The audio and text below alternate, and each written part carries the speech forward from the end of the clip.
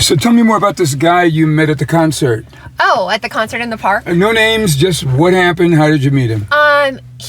We set up shop next to where he was. What do you mean by set up shop? You set up a store? You bring beach chairs and blankets and food and beverages. Okay, so you set up your comfort zone. Yes, we set up our living room, essentially. Okay, okay, I got to speak English to these viewers. They don't understand these clever expressions you have. You set up some chairs. Yes. And you set up a little comfort zone for yourself and your friend. And how many were in your party? 4. Okay, and so you're at this concert at the park. I assume it's free? Yes. Okay, how many people were there? Couple hundred. Couple of hundred, okay. And the gentleman that spoke to you, how did he approach you? How did you meet him? I think we were just observing the same shenanigans with the people in front of us, and so we started bantering. Okay, when you say shenanigans, we got to change the word again. Okay. You saw 2 people or 3 people. You saw some people doing what? We saw some people who was letting their dog not behave very well. And then we started commenting about it to each other. Oh, did he comment to you first or you commented to him? I think I probably said something. Oh, okay. So you initiated the conversation, but he was seated next to you? Is that what it was? And I knew he was looking at what I was looking at. Okay. You knew that you and him were looking at the same thing? Yes. Okay, that's pretty easy to do. To talk to somebody? Well, to see that you're both looking at the same thing because you look and you look and you look and you look. Okay. All right. So, now tell me about his crowd. He was actually there by himself. That's your first red flag. Oh, okay. That's your first red flag. Now, here's a guy who's coming on to you that is friendly, and you guys banter back and forth, and then how did it go to the next level where you guys got each other's information? I got his information because I asked him if he was going to a different event, and he said he was looking into it, but he didn't have a ticket. And I said I might be selling mine. I wasn't sure yet. Mm-hmm. Continue. So then he offered me a way to contact him, and so I took his information. Okay, and once you took his information, then what? Pardon me. I reached out to him and let him know it was cool to meet him, and that yes, I was going to sell my ticket and wanted to offer it to him. So you met him a second time? Well, I messaged him. Oh, you messaged him? I messaged him. Oh, okay. I got you. Okay, so you messaged him. Yes. And that's how you got your information, your phone number and all that other stuff, because you're doing business. Yes. Okay, and then what did he do after that? He ended up buying the ticket, so we had the transaction. How much was the ticket? $633. And it was for what concert, just out of curiosity? It's for the Grateful Dead's 60th anniversary coming up in Golden Gate Park at the beginning of August. And that's up in the Bay Area? Yeah. I see. Okay, so he bought the ticket? Yes. And so he probably was pretty happy about that? I hope so. Okay. And then after that, without going any more details in terms of the name of the event, he did invite you somewhere? Yes. Okay, without going into exactly what it was. Right. He reached out this morning, and he asked if I wanted to join him. At a brunch? At a brunch. Right. Yes. Okay. Now, when he asked to reach out to you for this brunch, did he call you or did he text you? He texted. And have you responded? No, I haven't yet. Okay. And then you asked me if it's okay. You asked me if it's okay to respond. Yes, I did. Now, I'm asking you, what do you want to do? I wanted to acknowledge receipt and politely decline. Okay. Now, why would you politely decline? Is it because you spoke to me? No. Or it was something you already felt? I already felt.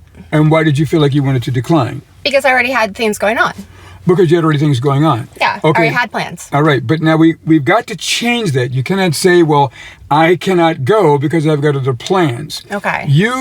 I want you to be in a position where you can say to yourself that I'm not going because I know my value. I know my value, that's why I'm not going. I'm not going because I know this is not part of my plan to act like a teenager running around dating a lot of different men until I find the one.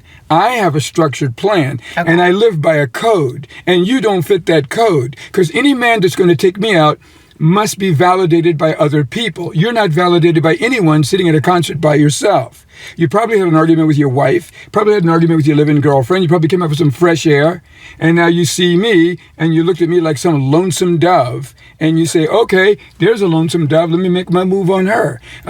Yeah, okay, I'll buy the ticket, sure, I mean, we got something in common here. Let me see what I can get out of this, which could be part of, or the first step of love bombing. Okay. Let me see what I can do to cooperate so I can reel this person in. So this is what I mean when I say... Gosh, I don't think about these things. Because you're easily distracted. You're distracted by something that appears fun. You're attracted by something that feels good. You're attracted by something that appears promising. And, you're attracted by the fact that,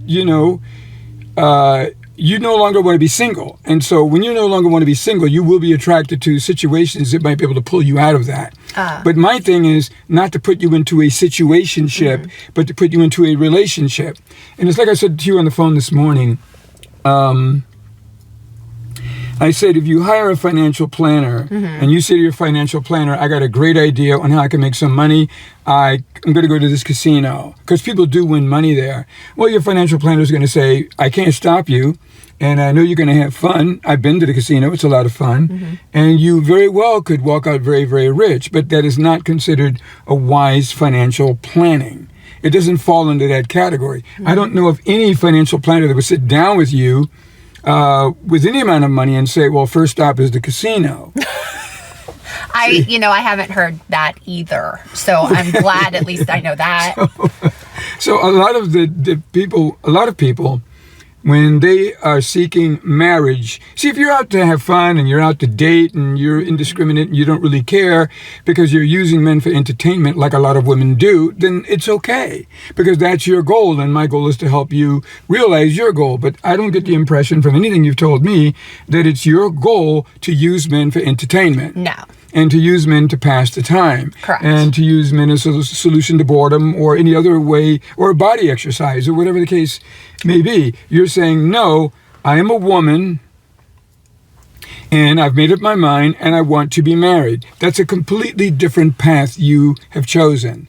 So the marriage path is a different one. So now you say, well, a lot of people meet people online, and a lot of people meet people at concerts and they eventually marry them. Yeah, but I wouldn't bet on the longevity of those relationships. Okay. And remember, because we're looking at science. We're approaching this like a science, and we want to make sure that you're in a position where you have the highest probability of success, not the highest probability of failure. Okay. Because just because you have the highest probability of failure does not mean you're going to fail.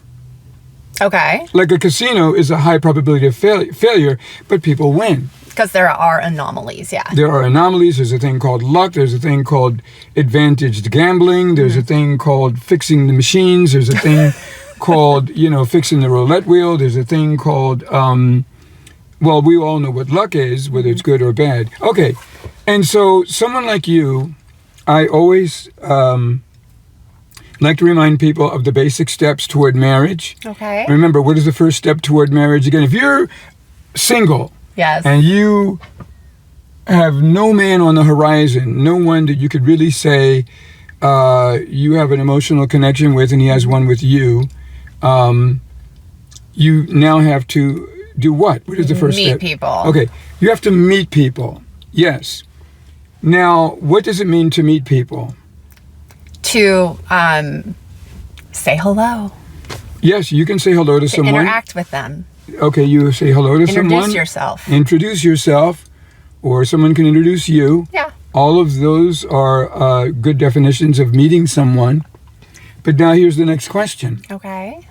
What is the difference between meeting someone and an encounter? What is the difference? Crickets. I hear crickets. Yeah, I'm good. What is the difference between meeting someone and an encounter? Okay. If you're in the forest. Okay. And you encounter a bear, did you meet the bear? Oh my God. No, Jason, I did not meet the bear. I came across the bear. But you did not meet the bear, No. but you had an encounter. We did not exchange hello. So there's a difference between the two words. Okay. And we'll pause right here. Oh, goodness. And we'll be right back. Okay.